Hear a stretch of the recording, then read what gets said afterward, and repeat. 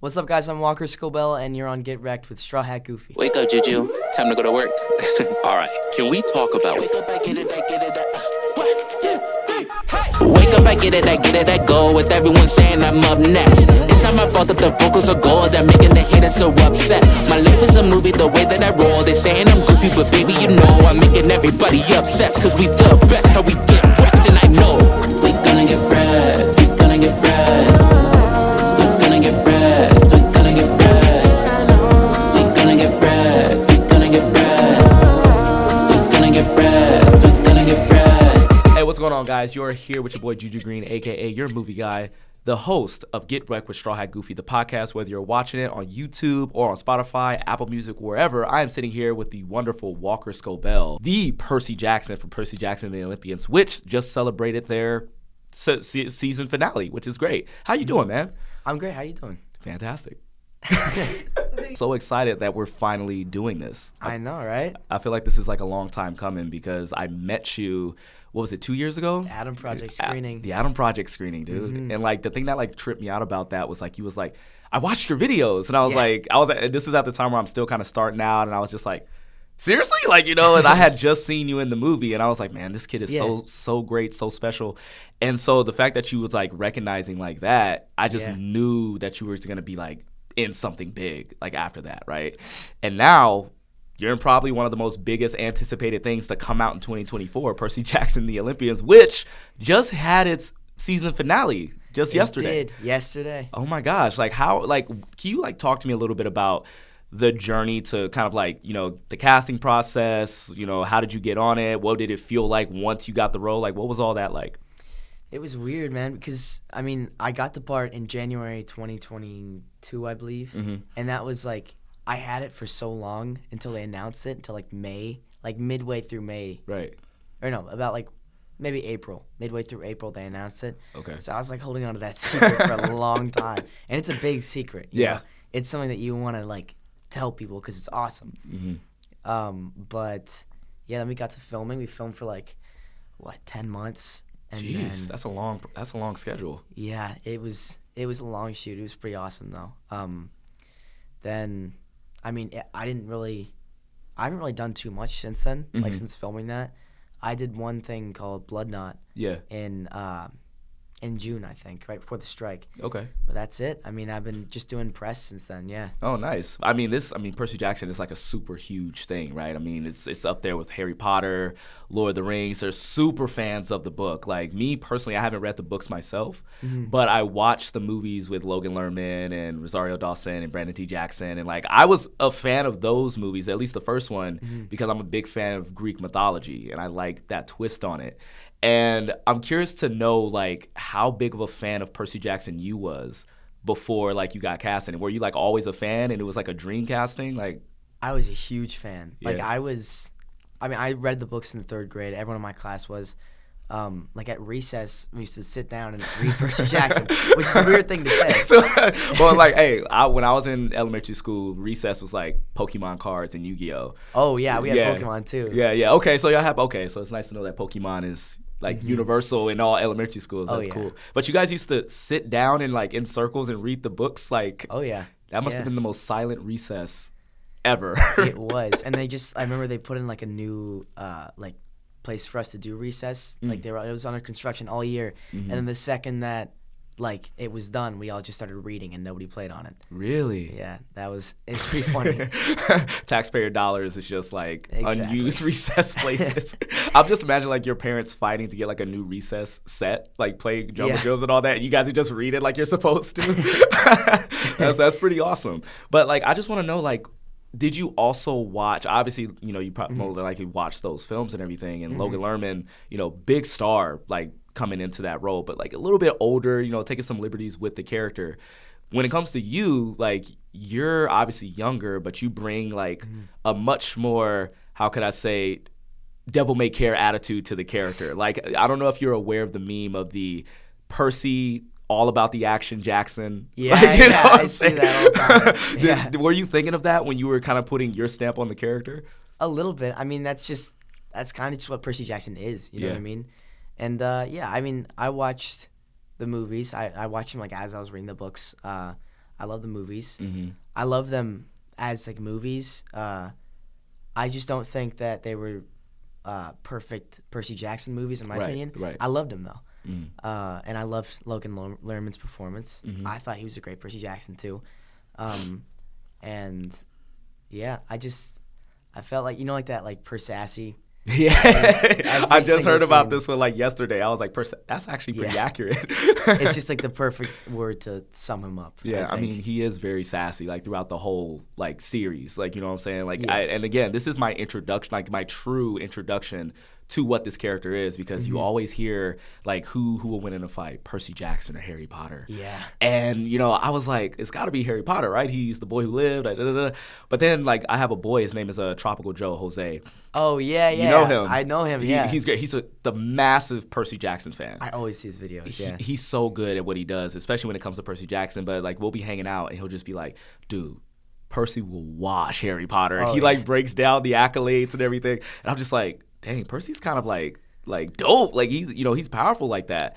And so it's really cool to kind of like see you kind of take this character into this space of, I'm new to this world. Mm-hmm. Like, I don't care what your rules are. I don't care about Ares. I don't care about Zeus. I don't want to get into too many spoilers in case you guys haven't seen the finale. But the way Percy kind of like interacts with the world, was that something that you immediately wanted to bring to the character, or was that something you worked with the directors and the writers on kind of bringing that to life? 100%. I think that's just like, that's the base of what Percy Jackson is. Mm-hmm. You know what I mean?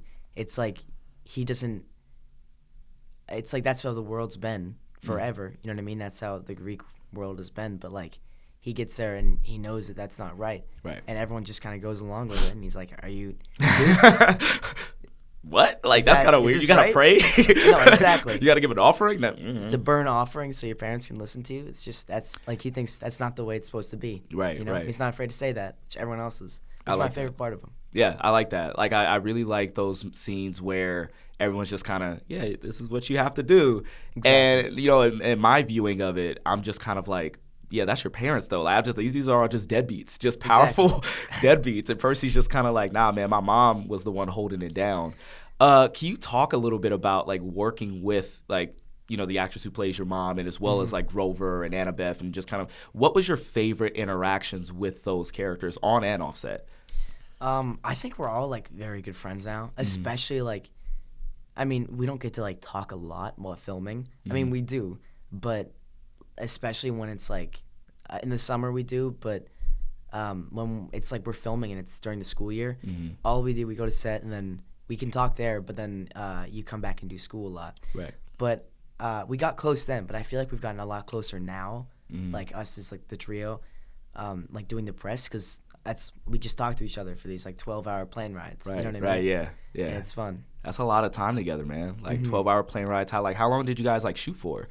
Like a typical day, right? A typical day. I mean, obviously there's, like, a cap of when you're supposed to shoot, like, of course, because you have school and everything, right? Exactly. And like, you're only allowed to shoot, I think, what was it, like 9.5 hours or something like that per day. And they mix in school in there, then that's like, so I'd probably wake up at like around, I don't know, like 7, and then get in the car, and then we drive to set, get home at like 9 or 8 or something like that. Yeah. Okay.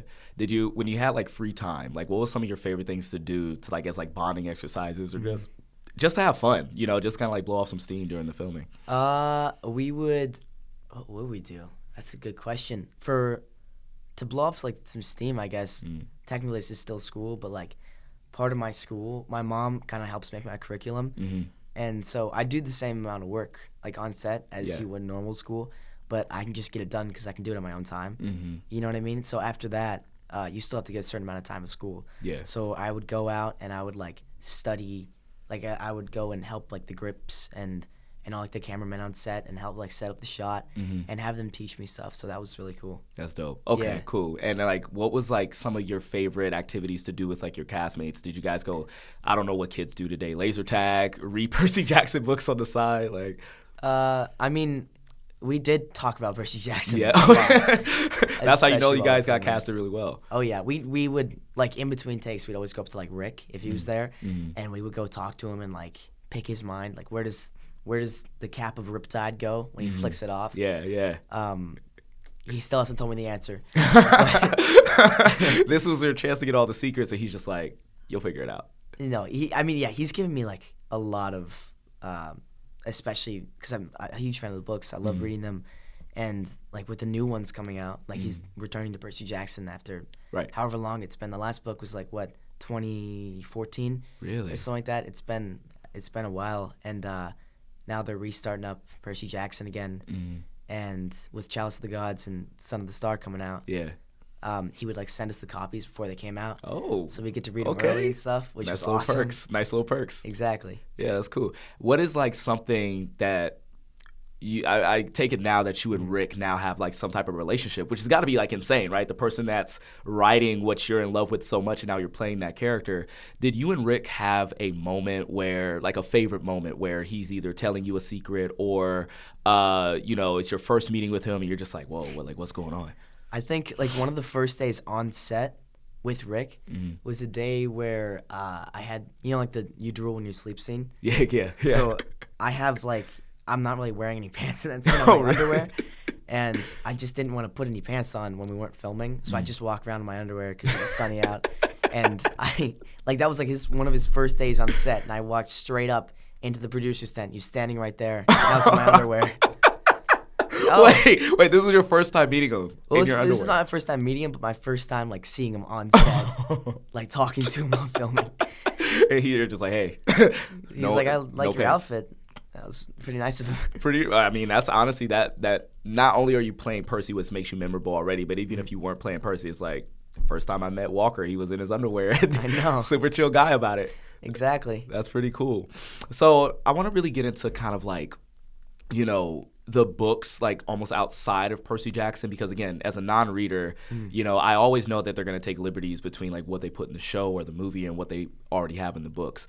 Is there a favorite moment from the books that you have that maybe didn't make it into the series that you would have liked to have like played out yourself or have seen? I do. I was thinking about this watching last night's episode. Like plot wise, it makes much more sense for us to go from the underworld straight to Montauk instead of the underworld to Santa Monica. Right. Because then there's that like it doesn't make any sense to go up to Santa Monica, and we just go straight to the Empire State Building. But what I did like in the books about them ending up in Santa Monica is Percy had to fly back from Santa Monica to Manhattan and go to the Empire State Building. And like since Zeus is not very happy with him, when he gets on the plane, there's a lot of turbulence because Zeus and there's all these storms going on. Poseidon and Zeus are going to war. And so like there's like a whole like plane ride scene where he's like holding onto the bolt and shaking. Oh my gosh. I thought that would have been pretty funny to film. And then Zeus says that you're like not allowed to fly again, which I think is pretty funny. Wow, that's actually pretty cool because like I really liked that, obviously these are the gods of like, the lightning, water, they control the elements. Exactly. And so having them just kind of like disrupt everyday life and like directly but indirectly, right? Like, exactly. Hey, you're going to get in a plane. I'm going to mess this up for you. You know what I'm saying? Yeah. Like, and then maybe you take a boat because your father is, king of the seas. So I really liked just kind of like the insight. And again, this is like not non-reader of the book, that insight to like Zeus's diabolicalness, I should say. So damn, now I kind of want to see that. Like, no, but you know what? Like you gave that to me, and now that actually makes me want to read the books like 10 times more now because it's stuff like. Is there any more like tidbits that you can give me? Because like I love telling people about things they miss when things come out. Like, is there anything else you can give me from the books that it was just like, whoa, like dope stuff? I don't mind spoilers, by the way. Okay. I don't mind. There's like, I think like every book from here just gets like better and better, and they're all amazing. So that really says something. Yeah. But like as it goes on, it's kind of like it kind of gets darker and darker. Yeah. Grows with its audience, right? Exactly. But it just like the Percy Jackson series gets dark to a certain point, but eventually it gets to Heroes of Olympus, and that's when it starts getting like way darker and like stuff is real. And there's a moment like where I was reading it and I was like, oh, this is getting pretty like deep. Yeah. I think they were playing, I read this a long time ago. I'm rereading Heroes of Olympus now. Right. Which I'll always like say I know everything about Percy Jackson, even though like every time you read it, you like forget something, you remember something. Right. Rediscovery. But I've read Percy Jackson 7 times, those 5 books. But Heroes of Olympus, I read them one time a long time ago. So I don't know, I can't remember too much. Right. But I do remember there's like a scene where they're at the Roman camp, and they're playing like their version of Capture the Flag, and this person gets like impaled and dies while playing the game. And I was like, oh my god, like, this is not Capture the Flag. Oh my gosh. Yeah. There's actual death like there? Yeah, I mean. Okay. Yeah. Okay. All right. Like, I don't want to hear no more. Now I kind of really want to like just get into like actually like reading it. Yeah. Jeez, man. Okay. So again, I met you at the Adam Project, and you were playing a young Ryan Reynolds, right? Now, when you got the role of Percy Jackson, like, did you get a call from like Ryan and like a congratulations or something like that? Like, I did. I think I got texted by everyone on the Adam Project, like congratulating me, which is really nice, and that's really good to hear. I still like communicate with them, like on like I mean, a good amount. Like maybe once every couple months we have like a little conversation here and there, which is really good. And it's just that was such an amazing like first thing to be a part of. Yeah, it left such an impact on me, like from how I like see things now, and that's like it's just it was like the perfect like first thing that you could ever ask for. It's the best, you know? Right.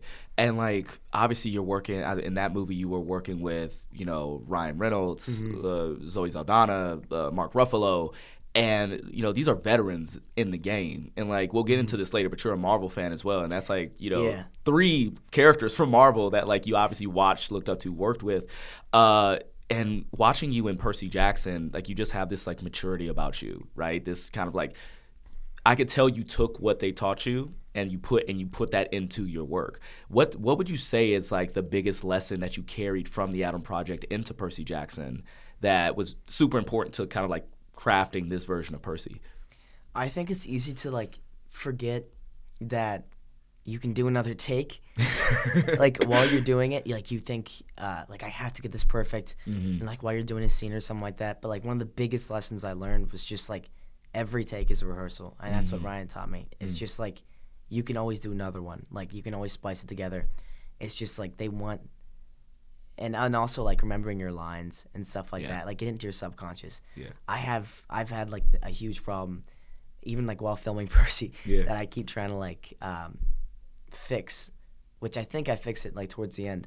Is that like when you're remembering lines, you try to like you think about it. You know what I mean? Yeah. And so when you're in the scene, you think about what comes next, and you freak out like, oh my god, I can remember my next line. You get that frozen moment, right? Like, yeah, exactly. I acted a little bit, like not a lot, in high school 10 years ago.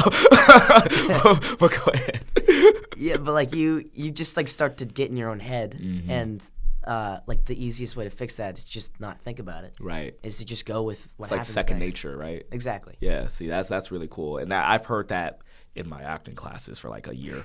But I could see that like I don't know what the filming like dates were, but it really felt like throughout the as the series progressed, like you was getting more and more comfortable, right? Like the scene that really sticks out to me is, and I just made a TikTok about this yesterday, is the moment you walked up to the Empire State Building, you dropped the bolt like on the desk, and you just gave this, I don't have an appointment. Like, you know what I'm saying? Like, it was just the swagger. It was also just the kind of like this determination.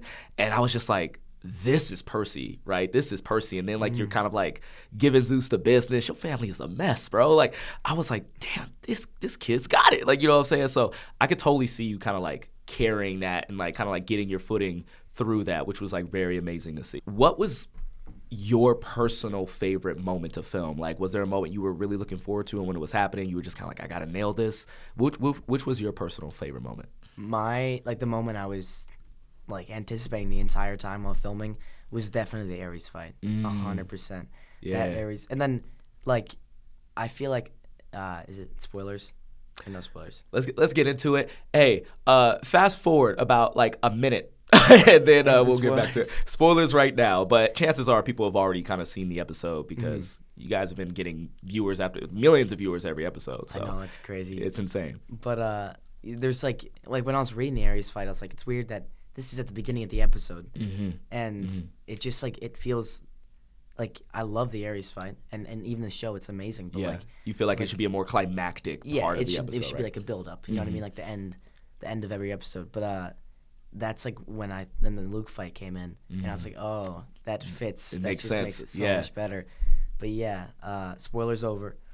But yeah, that's just kind of, I wanted to get that right. We filmed that for like 2 weeks, and I had like the perfect person to film that with. Yeah. Adam Copeland. Yeah. That's like, you can't even ask for like a better person. It's pretty dope. To film a fight scene with. They were like, Edge. We got him fighting Edge. The Edge. Jeez. I know, like a WWE wrestler. That's like, it's perfect. It was honestly that fight like really kind of was like really dope for me, because it's not just like dope physically, right? And you have a character like Ares, you have Edge, who's very physical, very intimidating, super huge, and you're thinking to yourself, how the heck is Percy gonna get out of this, you know? And it's not just that part of it, but it's about Percy's gonna outwit him. Yeah. Right? You know, and then he learns that from Luke, which, like you were saying, it all ties in together, which makes sense why the Ares fight was at the very beginning. And I also really like this because I was really feeling, as I was watching that, I wanted to see more Luke. I don't know if he's in the books as much, like more than he is in the show. It's like progressively more and more, I think. Right. And so I was like, okay, where's Luke? Because, you know, I really like that actor. And I really liked how they tied him into this last episode, saying like he's taught Percy how to fight. Yeah. He's, in a way, helping Percy take out Ares. And then you set that fight in the same forest that they were training in. And I said, that's really dope, like, themes right there, you know? Like, the place where he was building Percy up, this is now where he's, like, trying to cut him down, you know? So that really got me. Like, that the finale, for me, very much delivered on kind of, like, Percy's coming out party. And I just want to tell you, my favorite Percy Jackson moment is when Kronos shows up. And he shows up again, and like, first off, Kronos looks terrifying in that scene. Like, I have a thing about like cloak men in like the dark, like the skinny bones, just the skin and bones guy. I'm like, whoa, this is terrifying. I'm terrified of this scene, right? The child in me is just going crazy. But you look him dead in the eye, and you just kind of say, I'm kind of good at this now. So like, more or less, I'm paraphrasing. Come at me, bro. Yeah, you know, like what was like, you know. What was that moment like for you? Was it just as cathartic for you to kind of like be in that position? Did you film that first? Was it the last thing you filmed? Like, how did that come about? Well, I feel like this is the first time that he's like got a solid like ground underneath him. Like, his mom is back. He has friends that he can count on. Yeah. And he knows who he is. Like, you know, when he's talking to Chiron and Percy Jackson, that whole like moment, like he knows now. Yeah. And so he's not afraid to give it a try. He's not afraid to fight. You know what I mean? Yeah. That's dope, man. Again, I've been replaying that moment like in my head like for a minute, just like, I'm good at this now, you know? And he says something very similar against, I want to say, he says it to Ares in a way where he's like, yo, you know, I've been going through this a little bit. Try me, you know what I'm saying? Exactly. He also says it to one of the monsters, I think Electo, where he says, oh yeah, multiple monsters. No, it was the queen of monsters, the mother of monsters. And he says, like, look, a couple of monsters came after us, so like, see what happened to them. I'm like, this dude, Percy, is just Persassy. I love it. You delivered that really, really well. Thank you. I've really been like really thinking about this because you hear stories all the time of actors going out for different parts and then nailing another part. And I'm sure that Percy was like your first choice, like always. Yeah. But if you could play another role in Percy Jackson, like, who would it be? That's a really good question. It's hard because just thinking about it, like, I don't want to, like, I feel like everyone was kind of perfectly casted. Yeah. Oh, absolutely. And I don't think I'll, like, do better than them at their part. But I feel like Luke is a really cool character. Yeah. And that would be, like, such a cool like character to play, right? And, like, acting wise, it's just such a like a challenge. It's pretty awesome. I mean, he's such a from what I hear, right? He's such a interesting character in a way of like he's an antagonist for sure, but he's definitely a villain where we can kind of see where he's coming from because the entire show's thesis is these gods are no good, right? They're deadbeats. They're forcing humanity to kind of like bend to their whims. Like the only reason why they create kids is so they can break the rules that they can't. Exactly. Right. And so when you hear Luke kind of saying, "Hey, like we need to take him out. Like, I'm kind of like, yeah, of course. And I'm not going to spoil anything for the books. I do hear that, that informs a lot of Percy's characters, like, later on in the books, which makes a great character when the villain can kind of influence. It's almost like Killmonger and T'Challa in Black Panther, right? Yeah. So seeing you play the almost Killmonger of Percy Jackson, I think that's pretty dope. I think that's cool. I agree. I like how it's like Percy's not – they don't, like, disagree with each other. Yeah. You know what I mean? It's just that Luke wants to destroy the gods and Percy wants to try to fix them. You know what I mean? Yeah. And that's like the mark of a hero, right? It's like a hero tries to kind of like fix a broken system where a lot of villains just want to tear the whole thing down. And I'm really excited to see what happens in later seasons and like how they kind of like go up against each other with their philosophies because, like as we know, super like Killmonger and T'Challa, Professor X and, Magneto, super huge Marvel fans here, guys. We talk about this all day. That's where the more interesting battles kind of like come into play. When they agree. Exactly. But it's like the way to go about it. You know what I'm saying? So I'm really excited to see how does Percy like adjust his worldview on these gods and like this world that he's introduced to based off of his dealings with Luke. So that's really dope. But this actually segues right into the next question. So I know you're a super huge Marvel fan. I am, yeah. We can get into this all day, man. Oh yeah. So again, when I first met you, it was at your screening for the Adam Project, and obviously you're working with Ryan Reynolds, and you guys were talking in length about your love for Deadpool. Yeah. So I want to like get into that a little bit more because obviously you were not old enough to be watching Deadpool, but you could quote the whole thing, right? I could. That was like the only thing I watched during quarantine. Yeah. I mean. Deadpool is like one of the, like, I would say like one of the, you could arguably put it in the top 10, like, Marvel movies, to be honest, especially that first one. Love the second one. I just want to say, like, do you have any theories on Deadpool 3 that's coming out? Because apparently, like, with the multiverse happening and whatever Deadpool's doing with the Fox universe, there's a lot. Yeah, I have a couple theories. They won't give me anything. I've tried. But you've been knocking at their door like, hey, guys. Yeah, please send me just something, please. I mean, I hope there's, like, some kind of – again, like, I feel like I liked how, like, No Way Home didn't, like, crowd the story with, like, a bunch of different, like, cameos.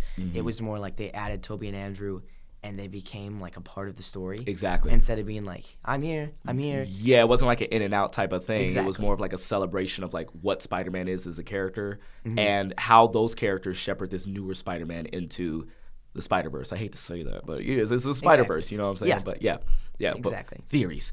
I'm excited. I hope there's something like that with like villains or heroes or something like that, where they're like a part of the story. Right. You know what I mean? And especially other people from the MCU. Yeah. Like, I don't know, like Spider-Man or something like that. You got to see Deadpool and Spider-Man together. Oh, obviously. You got to. I feel like a future movie, if they don't do a Spider-Man Deadpool team up, it's one of the biggest lost opportunities the MCU can do. Yeah. Right? I mean, they're like best friends. Okay. Well, Spider-Man's Deadpool's best friend. Yeah, exactly. They're like tentative best friends. One of my favorite comic like panels like ever.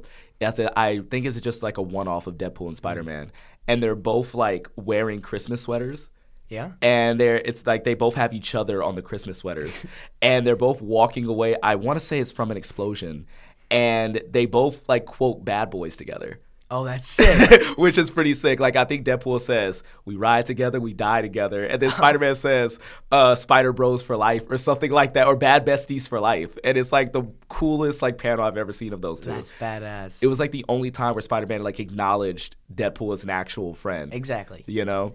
Yeah. But would you like to hear my theory that I have for Deadpool 3? I would love to. Okay, so you know how like Deadpool 2 ends with him going time traveling and things of that sort? So I'm thinking that's where we pick up with Deadpool 3, especially with like the multiverse and time travel being so integral to the multiversal saga. So you have Deadpool going time traveling and he does something to either go to a time before Logan dies, because obviously we know Logan dies and everything like that. He did in Deadpool 2, right? He did in Deadpool 2, and he literally talked to him and said, hey, don't do X-Men or just Wolverine. I'll be back, okay? And, like, I feel like that was the beginnings of that, and now we're actually getting that with Hugh Jackman coming back. So I really do feel like Deadpool could be the linchpin that kind of kicks off Secret Wars, because... That's a yeah. You know what I'm saying? I could see that. Yeah. Have you been seeing some of the set photos, like the leaked set photos? I have. I've seen it. Oh my god, their suits look so sick. They look so good, man. Oh my gosh. And I'm glad that it's been taking so long for us to get the comic accurate Wolverine suit. And it's like, what took you guys? Like, we got it teased in the Wolverine. Exactly. But it just never. And it never came about. But now we're actually getting that payoff to that. And one of my favorite ones is like behind it, like there's an action sequence where you see the 20th Century Fox logo. Did you see seriously? that one? No, I haven't. It's literally like. Wait, I thought I have, but I thought that was edited. Oh no, I don't think so. No, because they also did there was a video of the fight scene where like Wolverine throws Deadpool through a wall and like above it is the 20th Century Fox thing. Not to mention they're also bringing back Elektra. They are? They're bringing back Jennifer Is that Garner. confirmed? Yes. Oh my god. Yes. Now I think they also said Ben Affleck's Daredevil. I'm not sure, but Elektra is definitely coming back. And so I'm like, okay, they're clearly trying to tap into the now defunct Fox universe. Yeah. And the Fantastic Four, maybe. You know, Chris Evans could show up. See, that's what I loved, his Human Torch. I did. He's a good Human Torch. I liked that. I liked those Fantastic Four movies. I do too. Like, don't get me especially the first one. The first one, I feel like, you know, it stays in one place too long. Like, it doesn't give us a lot of superhero action. But I'd argue that the Fantastic Four is all about the family dynamic, which is what we got a lot of. Yeah. So I remember seeing that movie came out in, I want to say 2004. And then I know Silver Surfer came out in 2007. So 2004, I was 12. And so I'm just happy to see the Fantastic Four together. I know, dude. I'm excited to see like what they do with the new Fantastic Four. Yeah. That's gonna be awesome. Pedro Pascal. I want to see how that all comes together. Yeah, I'm really excited for that. And like what I'm really anticipating is who's gonna be the villain, right? Like obviously Dr. Doom is. He's always the villain. He's always the villain, right? And he's not just a Fantastic Four villain. He's a huge Avengers level threat as well. Plus, like, have you read the new Secret Wars comic at all? Not the new one. I'm okay with spoilers though. Okay, well basically. That Secret Wars story, like all the universes get like mashed together. Like there's like the incursions, which was teased in Doctor Strange, like all the universes, right? And Dr. Doom is kind of like, he takes advantage of that and he becomes like the leader of this place called Battle World, which is like a mashed up place where he has an army of Thors at his beck and call. An army of Thors? An army of Thors. That's crazy. It's pretty insane. The whole story is just bonkers. Like there's like Miles Morales is Spider-Man, who's from the Ultimate Universe. That's how he gets into the universe. Oh, wow. Like he kills Thanos like by ripping out his spine. It's Miles Morales? No, Dr. Doom. Oh, I've seen that panel. Yes, and that's where it's from. It's from like the Secret Wars. So I feel like with Dr. Doom coming in Fantastic Four, I feel like that's what we have to look forward to. So I think like he should be a main villain in that to set that up. But a lot of people are also saying Galactus too. This is what I think. Ooh. I think we've had like a good amount of like intergalactic threats for now. Yeah. I think we should find something that's like an Earth threat.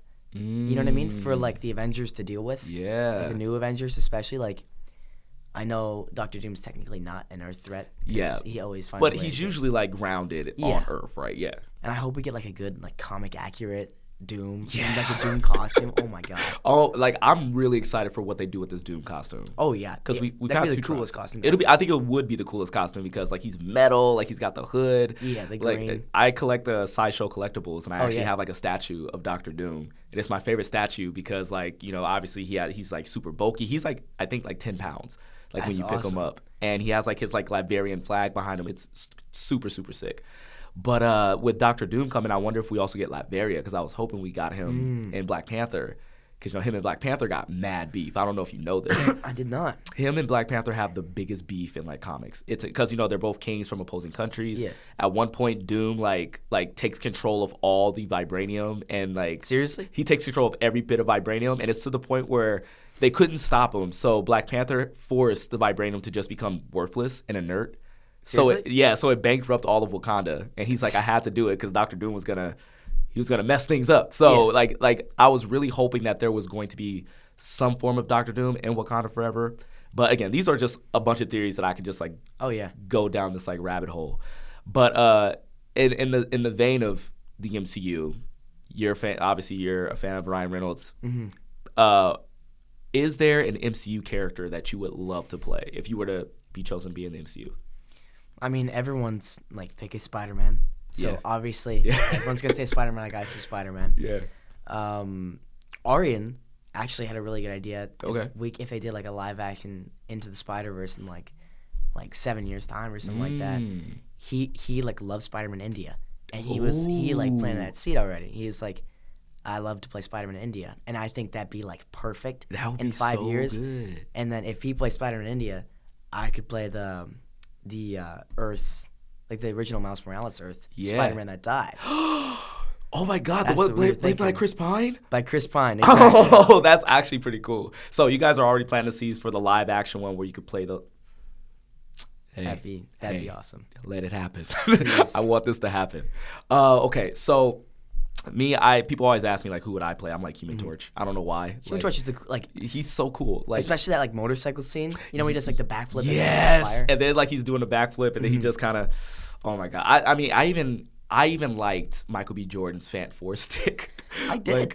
He was a good it's a good character, and it's like I feel like it's an easy character to get right. Yes. You know what I mean? Yeah. Cocky, like full of himself, but still finds a way to kind of like do the right thing, right? Exactly. Plus, it's a fun character. Like it's easy to be the jerk with a heart of gold, right? That like kind of like bust balls with the thing all the time. And I like both Michael B. Jordan and Chris Evans are like perfect at that. What are the odds that we get them like in Secret Wars together? That can you imagine like both like Fan Four Stick and Fantastic Four meeting each other? Oh, that would be so cool. I would imagine them like low-key ragging on each other. That would be hilarious. Just kind of like like you have I believe his name is Ian Grufford looking at Miles Teller. And Miles Teller's like stretchy powers are like kind of gross in a way. It's kind of like body horror. Yeah. And so I could just see him just kind of go like, ew. Like, you got the same thing I got, but that's kind of like, it's kind of nasty. It does look a little gross. Yeah. I mean, that's what I was looking forward to. I'll tell you a little story. Do you know what a slap bet is? No. So it came from, who knows what I see some people like, yeah, I know what a slap bet is. It's a thing in How I Met Your Mother where the character is like, if you lose a bet, then you get slapped. And like their whole thing was like you can either get slapped at a random time or you can like get slapped right now. And so I remember before the movie came out, I was like so high on that movie. I said, oh yeah, Fantastic Four is going to be so good. It has Josh Trank as the director, Toby Kebbell who played Miles Teller, Michael B. Jordan, like Kate Mara, like all these people were heavy hitters at the time. They're still heavy hitters in most regards. But I was like so high on this movie. Yeah. A buddy of mine did not believe it was going to be good. Like he was just kind of like, yeah, man, whatever. So we made a slap bet. The bet was after 2 weeks, if the Fantastic Four movie was below 50% on Rotten Tomatoes, I get slapped. If it was above, I get to slap him. And that was like the first couple days, right? The first couple, like it was literally first day, it opened up to I think 9% on Rotten Tomatoes. I didn't even know it was 9. It was 9%. I think it got lower since then. So I basically had to wait 2 weeks to get slapped. And he made it a whole event. He told all our friends. We set a date, a time, a place. Oh. He slapped me at midnight. Like after New Year's Eve basically. It was a New Year's Eve thing and everybody came out to dinner. We had like 50 people recording and I got the biggest slap in the face. And so I kind of have like sore feelings literally and figuratively about that movie because of what it could have been. But to be honest, like I still stand by, Michael B. Jordan's like version of that character. Like, first act is still pretty great. But yeah, we'll just leave that behind. My face is starting to hurt just thinking about it. Just thinking about the slap? Just thinking about the slap, man. He still sends me text messages like on the anniversary, which is pretty. You an anniversary? He has an anniversary on it because like we posted it on Facebook. So like every time Facebook reminds us, like everyone just sends it to me like, hey, remember this time? I'm like, man, forget it. Okay, so obviously, like we talked about Percy Jackson. We talked about your love for Marvel. I want to get look into your mind via your movie recommendations, right? Like movie recommendations. I hit you up. Pull on my Letterboxd. Oh, okay. Oh, he's on Letterboxd, y'all. Okay, I gotta ask you. I know I told you to give your movie recommendations, but I know Letterboxd does this a lot. What are your top 4 movies on Letterboxd? What is that? My top 4. How do you see that? It should be on like your profile. Well, I can tell you like some of my favorites. Let's check the ones I've like done most recently. I watched all the John Wick movies recently. Those were really good. Nice. Marathon? John Wick Marathon? I did. Nice. I actually, one of my favorite movies that I've like ever watched, and I watched it on the plane ride back from filming Percy Jackson, was The Perks of Being a Wallflower. Oh, with Logan Lerman. That was such an amazing movie. Oh that was your first time watching it? I watched it twice, and I cried both times on the same plane ride. Okay, what was the scene that made you cry? It was at the end when he was like freaking out, or like after... You watched the movie? Yes. Like after like the kiss the prettiest girl in the room. And he kisses him. And then when he's like freaking out, it's like, I'm sorry, I didn't mean it. That I was just like, I felt so bad at that scene. The secondhand embarrassment in that scene is very palpable. Oh my God, you could feel it. You know, especially, the build up to that scene, how, she's the reason why he's kind of like in that friend group to begin with. Yeah. Right. And, seeing what she goes through, and he thinks he's such a good guy, but not like the creepy good guy type of way. Like he genuinely cares for Emma Watson's character. And like the way everything just goes quiet.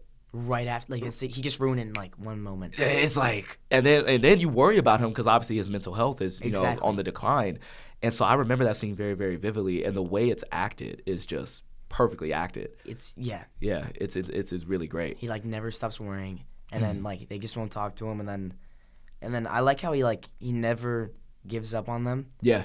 In like the way that he's like, all right, I'll give you space, but I still care about you, and that like shows in that scene, like he punches that guy in the face. Yeah. When he says, I think I remember this pretty vividly when he says, "Touch my friends again, and I'll blind you." Oh yeah. Which is like, whoa, and I really like what they did with that scene where they didn't show what he did. They kind of put us in his headspace where he kind of like blacked out. But then he kind of like puts two and two together, like, oh, you touch my friend, you're on the ground, I have a fist.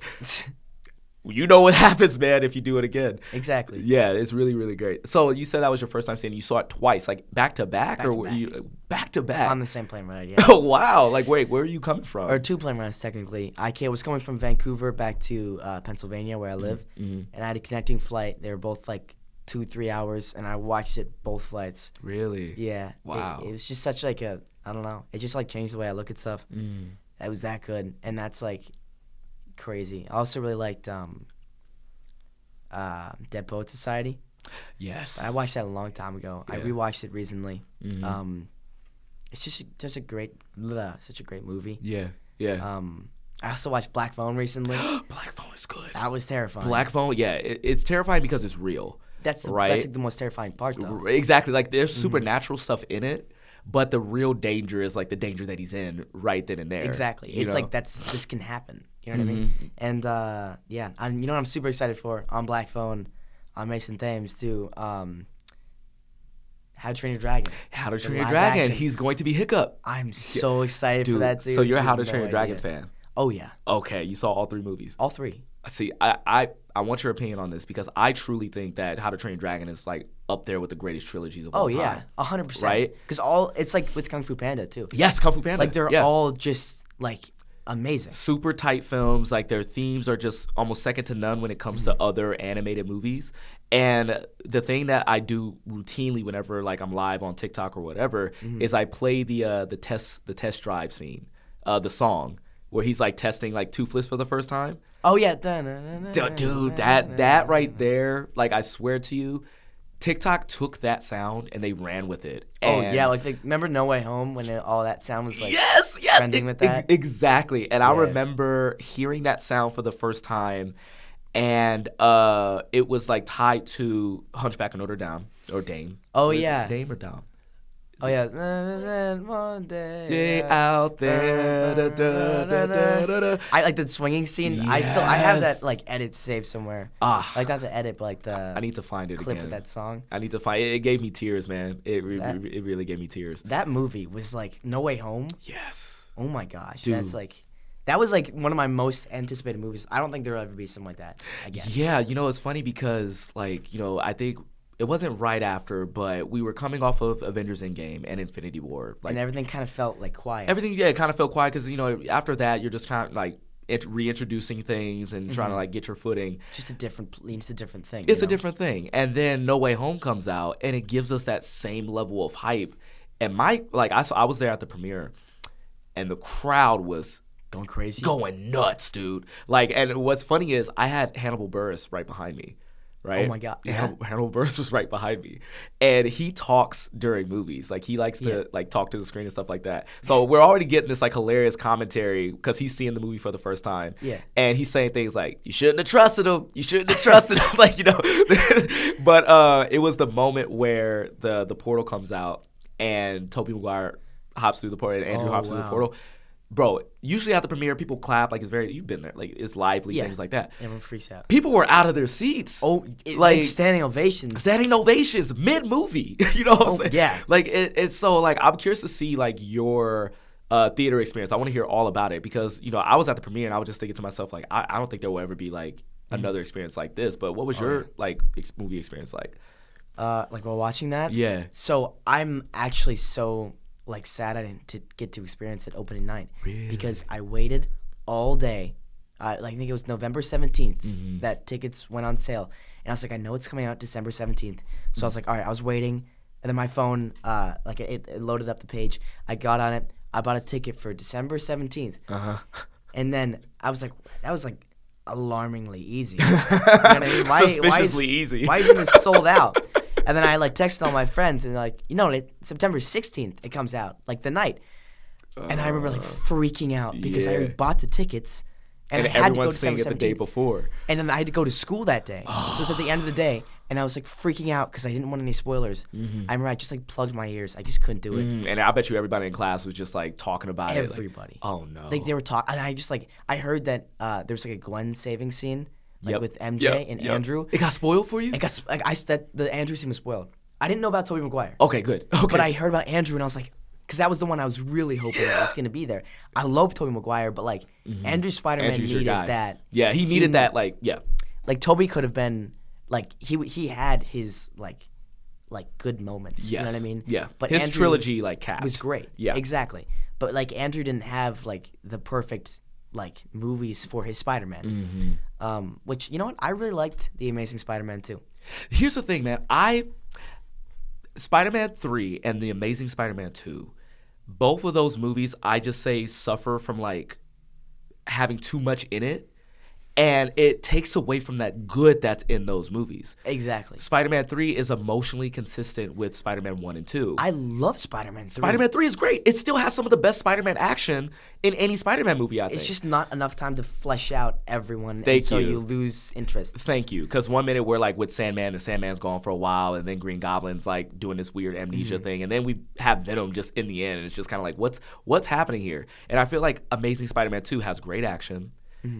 Andrew and Emma Stone's chemistry is great. I love that. And I loved how like it just like the second they get back together, something bad happens, and then and that's the tragedy of it all, right? Exactly. And it happens because of his best friend, who also he had great chemistry with as well. Nobody ever talks about the chemistry between those two. That was great. It was great. And so there are good things in this movie. I just feel like, I think the box office reception and, just kind of like everybody already kind of like harping on Andrew because he's too cool or like whatever, which I was one of those people for the long time, and luckily I've seen the light on that. But it's No never Way Home unwatchable. fixed that. No Way Home 100%. fixed. Like when he was like doing like the math. And Yeah. I think Spider-Man 1, they kind of got he was a skater, but like you kind of got like that he didn't really fit in. Yeah, he was an outcast. But I feel like in Spider-Man 2, he was less of an outcast, which I was kind of like. Yeah. But I think, and again, like I think one of the reasons why people didn't like that movie that much, and this is one of the reasons why I didn't like it personally. This is like one of the things that brings it down for me, is that it had great like emotional scenes, and it had like with that thing with his dad, and also just like acting scenes, like talking with Harry. Some of the best acting in a Spider-Man movie. Rocks. Yes. Oh yeah, like that was just, but that combined with like, just like too much like of. The villains were just like not. They were all placeholders for like future Spider-Man movies. It was just it had great scenes for a Spider-Man movie. But like every villain, I love Jamie Foxx's Electro. Don't get me wrong. Yeah. And also that scene, like one of my favorite scenes in any Spider-Man movie, is when he's doing like the Itsy Bitsy Spider. Yes, with the music. Yes. I thought that was a great character moment from that character, because it's like you're trying to kill Spider-Man while singing Itsy Bitsy Spider. I'm like, that's demented. That's just Spider-Man villain thing to do, though. It is. Like they always underestimate Spider-Man, and in every other movie, it's kind of like, with Green Goblin, you get that. Yeah. But they're like, with like the Lizard. I know they all underestimate him. Yeah. But the Electro like plays with him. Yes. You know what I mean? Yeah, because he thinks he's a god. Like he's one of the few Spider-Man villains that, because all the other Spider-Man villains, like they're very like tragic figures, and they're all just trying to like get back to their daughters or like trying to cure themselves or whatever. Exactly. Whereas like Electro, he just said, "Hey, I've been getting crapped on my entire life. It's my time now." And so he's kind of like, sniffing himself a little bit. So doing that, it's like a flex. And we don't see a lot of Spider-Man villains flex in movies. And like I love that. And I love how this is going to sound really bad, but like, of course villains should be deep. But it was just refreshing how like not deep it was. Yeah. He was just pissed off. And he's like, all right, my turn. He was a nerd. He was a nerd He was. like Peter, and he said like, you know what? Okay, let's do this. Let's light Exactly. this candle. Outside of like, you know, perks of being a wallflower, like what movies are like you kind of like watching right now? That's or like let's just say like what movies are you most anticipating coming out this year that you're really excited for? This year, what movies are coming out this year? Yeah, it's a weird year. It's a lot of like sequels for There's sure. one Marvel movie, right? There's one Marvel. Deadpool 3 is the big one. I thought Thunderbolts was supposed to come out this year, but I think they pushed it back. But I know like Dune 2 is coming out in March, which I'm really excited for. Lisa Frankenstein comes out in like 2 weeks or something like that. And that's just like some things on my list. Like A24 has this like dope movie called Civil War coming out. That's pretty cool. It is. I don't know if you've heard about it yet. I have not. Basically, it's like it's set in the modern day, and the entire country like gets divided, and they actually are started like fighting in an actual civil war. And Kirsten Dunst is in it, and her husband Jesse Plemons is in it. And there's this great scene where they got these people like on the ground, and like Jesse Plemons has a gun, and one of the guys is like, "Hey, we're American," and he goes, "Okay. What kind of American are you?" And like it's like it becomes like this really tense scene, and I think it's like one of A24's like biggest action thrillers since Everything Everywhere All at Once. Oh yeah, I love that movie. Oh, it's so good, dude. I don't even remember. I don't even know what happened, but I loved it. Really? I love that movie, and I don't even know what went down, but I was like crying by the end. Dude, it's one of those movies where it's a lot in it, but the emotional core is so tight that you feel those emotions despite kind of like not 100% understanding what's going on. But that's what makes it good. But that's what makes it good, right? I was talking with this is while I was in London. I was talking with Kingsley Benadir about Bob Marley. He was talking about like his accent and stuff like that. I do the Bob Marley movie. Does that come out yet? And not yet. It comes out on Valentine's Day. Okay, that's what I'm super excited I saw it for. twice now, and he is so good. You saw it twice? I saw it twice. He is my God. so good as Bob Marley. Like Okay, that's so good to hear.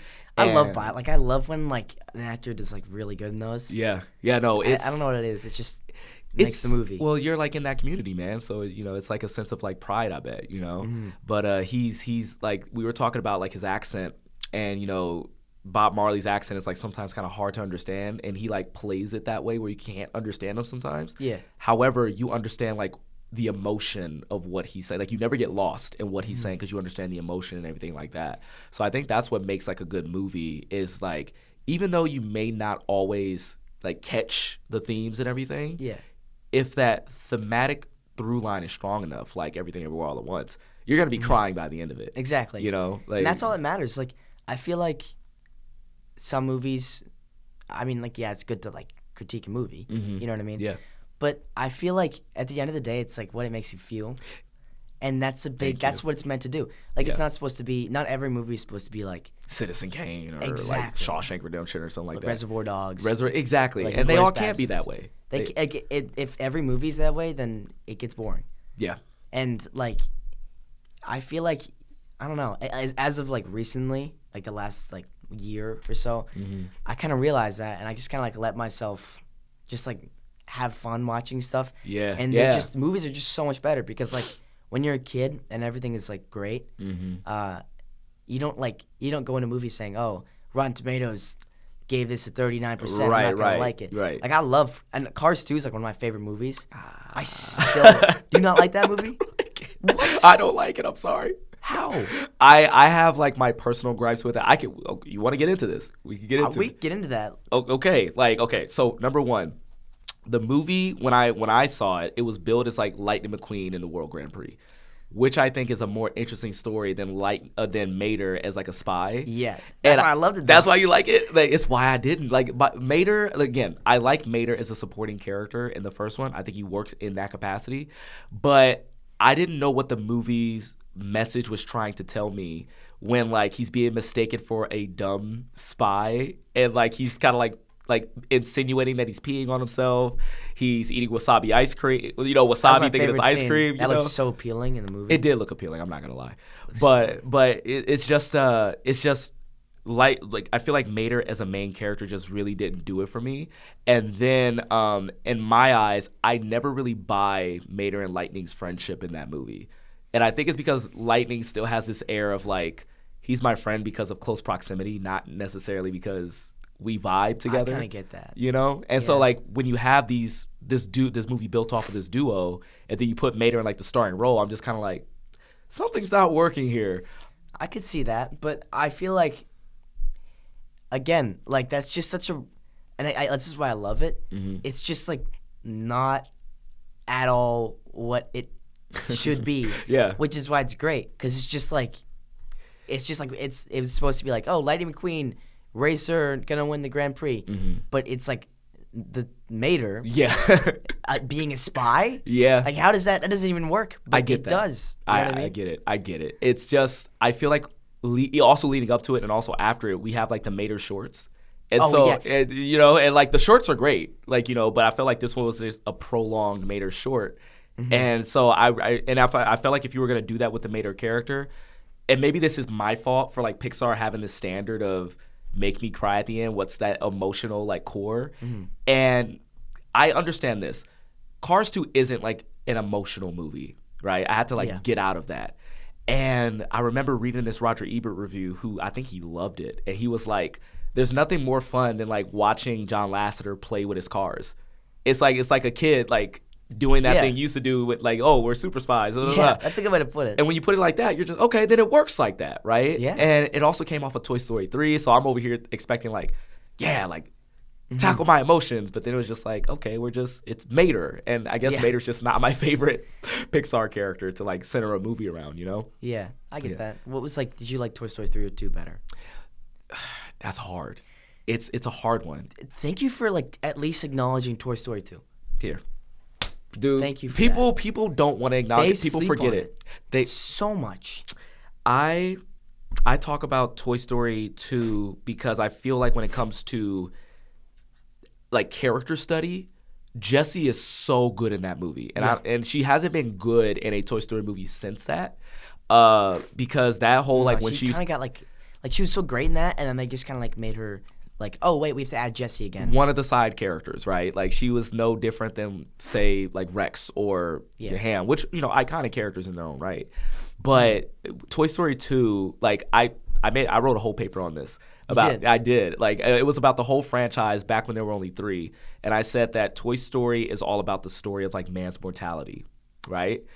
Probably a little too deep for Toy Story. That's deep. But like it works. Listen to my explanation. So like the first movie is about like this guy who loves what he does, and then someone younger who's faster, stronger, comes in and does his job better than him, and he's afraid of becoming obsolete and like not being able to do what he wants anymore, right? Then you have the second movie where it's all about Woody trying to gain immortality. Because remember, he has that brush of death when his arm comes off. Yeah. And he thinks he's not going to be played with anymore. And so what he decides is he's going to be in a museum where he could just basically live forever and kids can like just watch him from behind glass. Yeah. But then the point of the movie is, what's the point of that if you're not really living? You're not being played with. You're not out there, right? Like a collector. Exactly. And so my favorite scene in Toy Story 2, and again, slept on, is the very end where he's watching Andy like get into the car and like Buzz asks him, like, are you going to be okay? And he says, are you nervous about the future? He says, me? Nah. He said, when Andy's going to grow up, but I wouldn't miss it for the world. And when it does end eventually, at least I'll have you by my side. It's like things end, and like we have to be prepared for that. Yeah. And it perfectly sets up 3 where 3 is all about like, this is the end now. Like, what are you going to do? And then the other toys try to gain immortality by going to Sunnyside Daycare.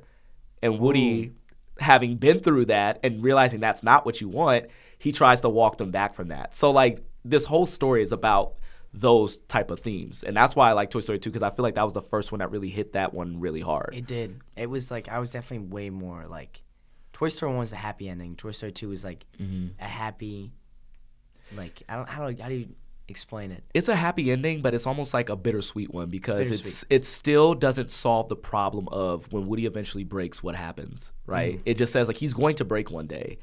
But it teaches you to be just kind of like content with like knowing. To live, right? That's the importance of it. Last thing I'm going to ask you before we get to go. How do you feel about Toy Story 4? No!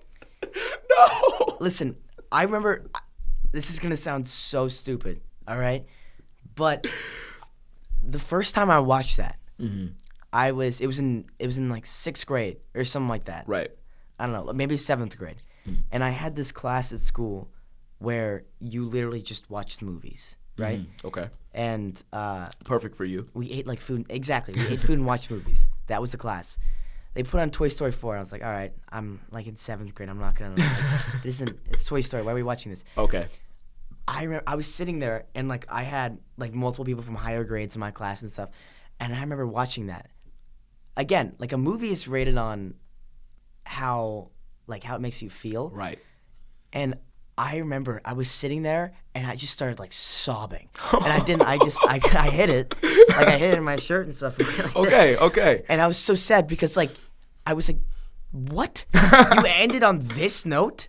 Like the whole point was to like live it out, right? And be with like your human. And then you leave me like this? It felt like Woody was leaving me. But she still had time to play with him. That was my least favorite thing. I just like spit, I think. Oh, no, that's fine. You're passionate. I'm passionate about it. Exactly. I listen, it was a great movie, right? I love Pixar. But it felt like I hadn't played with Woody enough. Does that make any sense? Yeah, I get that. Like he left me. Yeah. Very personal. He left me. How could he leave me? And now there's gonna be Toy Story 5, right? Yeah, and that I will explain my reasoning for loving Toy Story 4. I'm apprehensive about Toy Story 5 because it's like it comes a point where like you gotta leave it alone. You gotta stop. Like you keep like because for me like Toy Story 3 was a perfect ending. Toy Story 4 I see as like a great epilogue, and the reason why I like Toy Story 4 is because again going with like the whole like immortality thing, I see it as like Woody like accepting that like there's nothing here for him anymore. Like it's okay to kind of like cross over into like that next life, the afterlife you could say. But Bonnie wasn't playing with him. That really pissed me off. I was like, you promised Andy that you will watch that. You literally promised like a year ago that you will watch after this guy, and you just forget. Which kids do that. They do that. But it's like the problem is I'm like my voice is breaking up right now. I'm passionate about this. The problem with that is like it was the right movie to end it on. And they just like prolonged the ending and then just dropped it on us. Can I help you out really quick? Yeah. Toy Story 2 was about Woody helping Buzz, right? Toy Story 1 was about Woody helping Buzz. Toy Story 2 was about Woody helping Jessie, right? Toy Story 3 is about Woody helping everybody else, right? Toy Story 4, him helping himself. It's him helping himself. And sometimes you just got to do what's right for you because he thought like, okay, I can stick with these guys, but they're happy. They're good. But the thing is, like why that's wrong, I think. But like why I think that's the wrong thing for him to do is that's not Woody. You know what I mean? Like every other movie. He literally says at the third one, he'll never give up on you, never. He's like, that was his arc. And then he was just like, you know what? I'm not like no, I'm done. Yeah. Like that was I was just like really. But what happens when you're not doing a thing? I'm sorry. I know we're just like we could just like I've seen everybody's like, hey, it's getting deep. This is getting deep. And look, we're gonna have to pin this for another time because I know you got things to do and like I can talk about these things like forever and ever and ever. But I just want to say, dude, thank you so much for coming on the show, man. Thank you so much for having me. This is awesome, dude. No, absolutely. And again, congratulations on Percy Jackson and the Olympians. Like thank you. We got a little bit off topic, but I mean, I think we got a good solid 20-30 minutes of Percy Jackson, right? Like, Percy Jackson stuff. But it's it's a movie podcast, so like I want to pick your brain about movies, and I think nobody's gonna like look at you and say that dude Walker doesn't know movies. Like, hopefully not. No, not at all. Not after this. Some of my friends will come after you for that either Cars 2 or the Toy Story 4 take. I'm ready for that. All right, we'll be checking the comments and I'll send you the best ones. Please do. How about that? Okay, cool. All right, guys, thank you so much for watching or listening. Make sure you subscribe. Make sure you hit the bell. Make sure you get notifications for this video and or podcast. And Walker, do you have anything to plug at all? Percy Jackson, stream all episodes on Disney. Now. We're keeping that one in. Yep, keep that one in. All right, guys, we'll catch you next time when we talk about the next movie. All right.